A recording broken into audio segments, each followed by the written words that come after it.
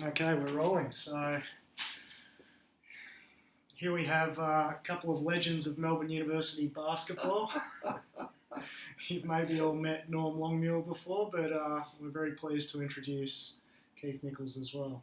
And Keith, if you want to perhaps tell everybody a little bit about yourself and your involvement with the club. Yeah, talking about myself is probably not something I'm used to doing too much about. I'm usually talking about other people and putting them down. But in 1953, I arrived at the university and wanted to play basketball.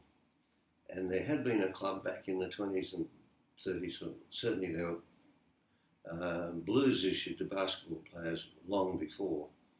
But there was no basketball club. And apparently it had founded because of lack of interest, and teams didn't turn up sometimes, and not enough players would turn up, 2 or 3 people. And the Amateur Basketball Association detested the university. But I went to the Sports Union Secretary, Bill Tickner, who I knew from track and whatever, and he said he was not interested. And I said that he wasn't prepared to do anything. And I said, well, I'll do it. He said, well, there's no budget. And there was no budget. They did the first year buy us a few balls, but that's about all. But I had to go out and find the players and find a place to play, and I proceeded to do that. Now, this is 1953. I put an ad on one of the Union House notice boards and inviting people to join me, and I put up some nice photos of athletic Americans, flashy uniforms, jumping 10 foot high and doing all that sort of stuff to attract people. And I got, I think, 6 others. So we had a team, or enough to make a team, and then I had to go and talk to the Basketball Association, and they didn't want to talk to me, but finally they agreed, provided I had to leave a significant part of my body as the collateral, and they let us join business houses. None of the other competitions would have a bar of us, but business houses said, come, but the first time you screw up, you're out.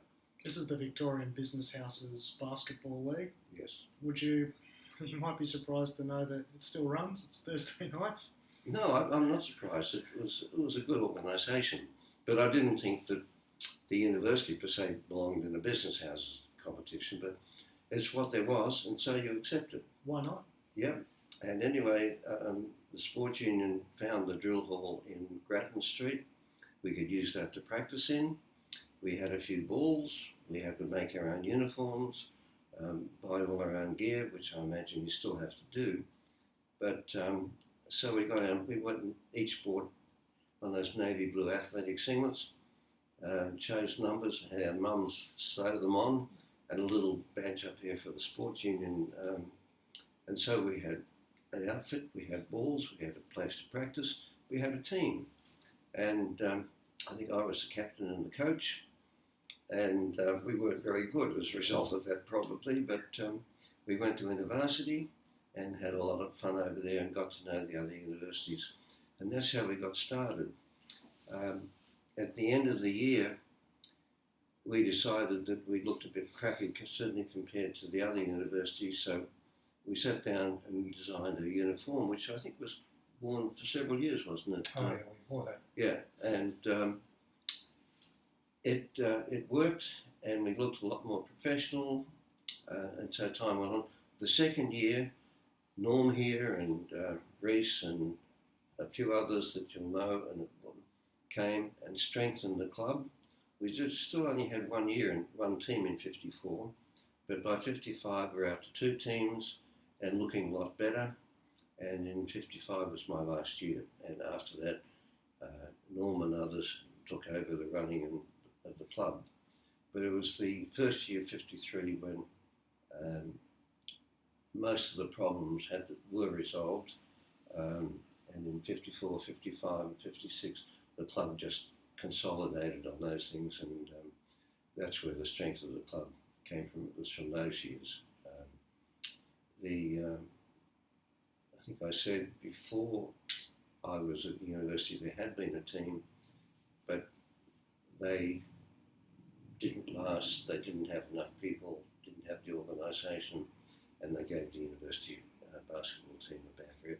Was that a team that was playing in a league like business houses? I believe so. It was playing in one of the VABA competitions, and they didn't turn up sometimes. They turn up with two people, and that's not acceptable. So that's how it goes. And do you have any sense of how far back those teams might have been going? Well, you fellas all did a bit of research, and I saw some of that. Was last year normal this year? And there were blues were issued to people a long time back. Yeah, blues were issued before the Second World War to men, but what we don't know is whether it was basketball or what's now called netball. No, they were men. It would be basketball. Oh, okay. In those days, of course. It was basketball.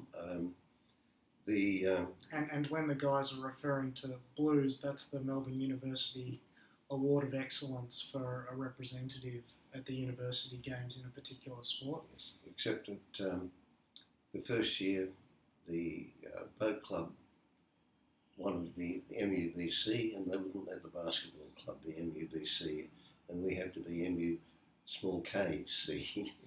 And I think that's the way it was for quite a few years. But eventually the common sense prevailed, and now I imagine the badminton club and the boat club and the basketball club and the boxing club can all be MUBC. I would certainly hope so. Yeah, I believe that's the case. Yes. And so prior to getting the basketball club going in 1953, and this is a question perhaps for both of you, what was your experience with basketball prior to that? Where did you get interest in the sport from? Had you been playing at a junior level or at a different team somewhere? Church leagues. That was where basketball was mostly played, wasn't it? In churches, yes. Yeah. And well, churches and YMCA, of course, were pretty strong. I am, yes. But my background was in the Presbyterian churches, which was a very big group, as was CYMS, as was Church of England. Yeah, I played in the Church of and England. I think the Church of Christ in those days had a fairly big representation. And I'm not too sure about the VABA. I'm sure it existed, but I don't know what its involvement was with these different church leagues, and I didn't actually have any contact with it until I tried to find a competition for the university to play in. And as I said, they knew enough about us to know they didn't want us. That was one of the struggles in the first year. And the other struggle was trying to beat the women's team where we played, we worked out some rules. The first half was netball and they'd kill us.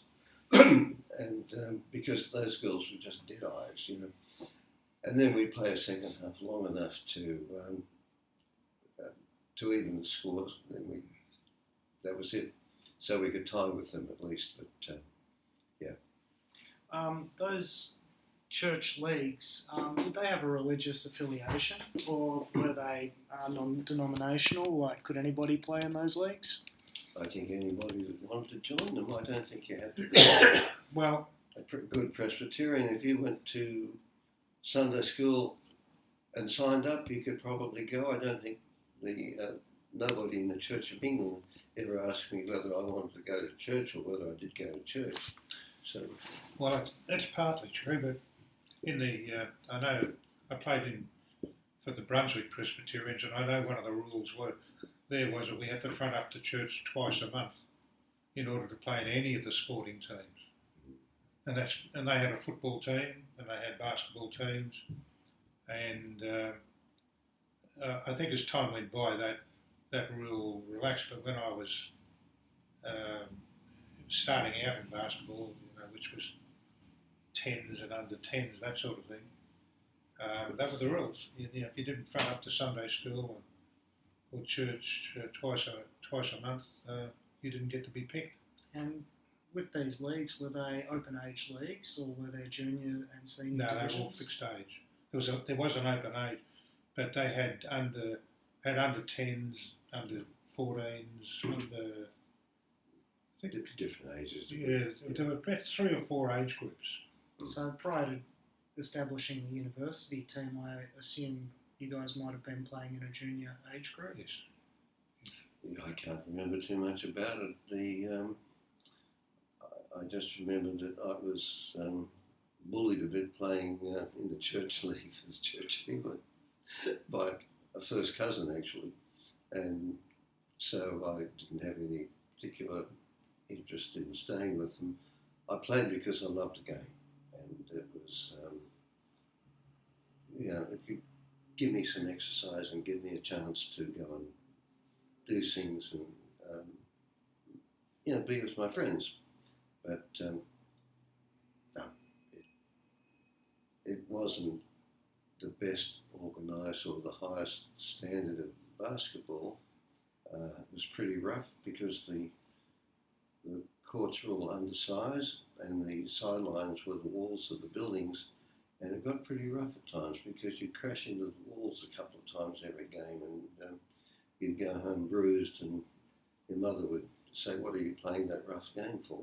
But you'd have to argue that it was a no-contact sport. Well, basketball is not a no-contact sport, but I think if you watch the Warriors go down in the last World Series,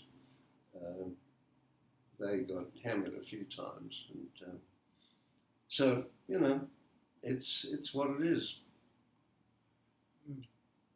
And so in terms of becoming aware of basketball prior to joining teams back then, did it have much publicity as a sport? Were you reading about it in the newspaper? Or? No, I think I was just exposed to it as a child playing it, and then you read about it, but you would never see it in the newspapers, would you? No. I don't think. It's a bit like some of these other games. Badminton, you never see that. You never see rugby in the US in the paper. Apparently, sometimes University of California win the collegiate championship, and then that rugby league player who played for the 49ers, Jared Haynes, that got rugby mentioned, but they were talking about rugby when they meant rugby league, and so. No, it's not a major sport, and it wasn't a major sport then. So perhaps were you introduced during school? No. Basically, basketball was generally introduced in the churches. Right. Yeah, but there was some school. I flipped around from school to school a bit. I did play a bit at school, but the newspapers reported on footy and cricket, and that's about it. Tennis. Soccer didn't get a mention because it was a minor sport. Basketball certainly didn't. None of those games got a mention. It was very parochial, and there was no other footy than Aussie rules, and baseball wouldn't get a mention. None of those games would get a mention. In fact, the only reason that only baseball I can remember as a kid was they used to play baseball before the league games. Mm-hmm. Because I remember a couple of kids at school were pretty damn good, and they played at Carlton before the Carlton Footy Club played their game. So instead of the seconds, they played baseball. Really? But even so, it never got a mention in the newspaper. It was, the fact that it was there. Now, I'm sure that probably if you look back in those newspapers, you may or may find an occasional article, but to the general public, it was all footy, cricket, and tennis. Yeah, that was about it. Yep. Nothing else. That was it. And so I think we touched previously when chatting with Norm on the fact that at Melbourne University Basketball Club, after you completed your education, effectively that would conclude your career with the basketball club? I don't think that there was any actual policy per se, but it's what happened in fact. I think that I ran in the University Athletic Club, and you generally quit when you graduated. And I think most clubs it was for students only, and I think that's maybe a budgetary thing, but the university didn't feel they wanted to spend all that much money on sport, except for the actual athletes themselves, and you had to pay a sports union fee, which in theory covered it. But in my day, we never got any money from the sports union. After a couple of years, by the time the club was established and operating and not embarrassing the university, Professor Bill Rawlinson, who was Professor of Commerce, wasn't he? Rawlinson? I got to know him pretty well, and Bill Tickner. They were very supportive, but they were sceptical that first year because obviously the history of the club before I got there was pretty detrimental to the university's sporting reputation. One of the other conditions was that you couldn't play into varsity unless you were an undergraduate at that particular university. So once you graduated and you could no longer play into varsity, there was less incentive to continue to play basketball at Melbourne Uni. A few people came back from time to time, but they were few and far between. It was just an accepted thing across most sports. And one of the things that may have driven it was the fact that in sports like cricket, if you were a very good cricketer and you were playing in the Victorian firsts, you had to play for Melbourne University while you were at university. So guys like Alan Ayler, who played for Carlton, he played for university while he was at university. As soon as he graduated, he went back to Carlton again. And that was in cricket. That was in cricket, yeah. Whereas he played football for North Melbourne. Yeah, that's right. But there are a lot of footballers who played league football and didn't play for the university while they were students. And even John Landy, who most people know, the miler, he ran for old Geelong Grammarians, not for the university.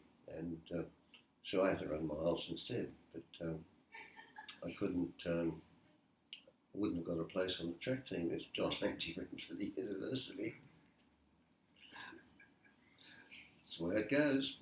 Yeah. So I don't know what the reasoning was at Joseph, but it was just generally accepted. When you graduated, you left. Yep. And that was it. And the new group came in. So in a lot of sports, in terms of the basketball club, there was a renewal every year. There was continuity because the guys that were there the previous year and who hadn't graduated continued on. But there was also a new influx and an emptying out of players. I don't know when that changed because it seems today that isn't the case. Correct, now. But we're talking 50 years. Yeah. Well, we had continuity because I don't know why it wouldn't be the place today. Each team each year at the club is different every year. There's a lot of continuity in terms of the teams, except we do now accept members from outside Melbourne University.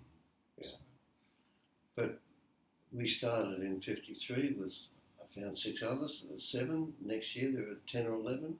And so there was continuity there. All of those, or certainly probably 5 or 6 of those 7 played in 54. And then most of the people that played in 54 played in 55. And that went on, that was the standard. Yeah, but they dropped off as they graduated. Yeah, they did graduate and drop off. Yeah. I know it was very interesting.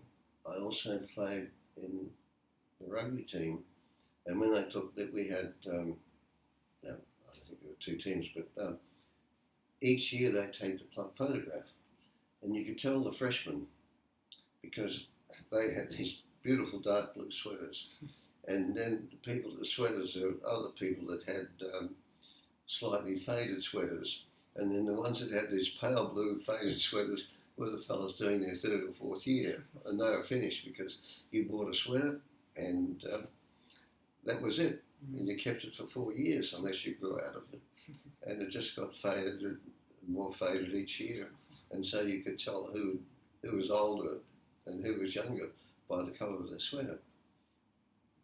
But that didn't happen in basketball so much. No, because different material. And so I think it's great that you guys are managing to catch up. How long ago would you guys have been playing basketball together? 53? 54. That's when Norm came. So yeah, 54, 55. So 60 years. 60 years. Plus. Seems longer, doesn't it? When I feel my knees, it feels a lot longer. Yes, actually next year's the 60th anniversary of that 57 side that managed to get all the publicity in the Mormon books, magazines. So certainly the 54 we had a bit of a reunion though that year, didn't we? Yeah. Yeah, I think you read about it. I wasn't there. I didn't. You were there last year for them. I never knew any of the Mormons. They came after me. Yeah. And they were very critical of the standard of play, which I object to. I was the coach. How dare they?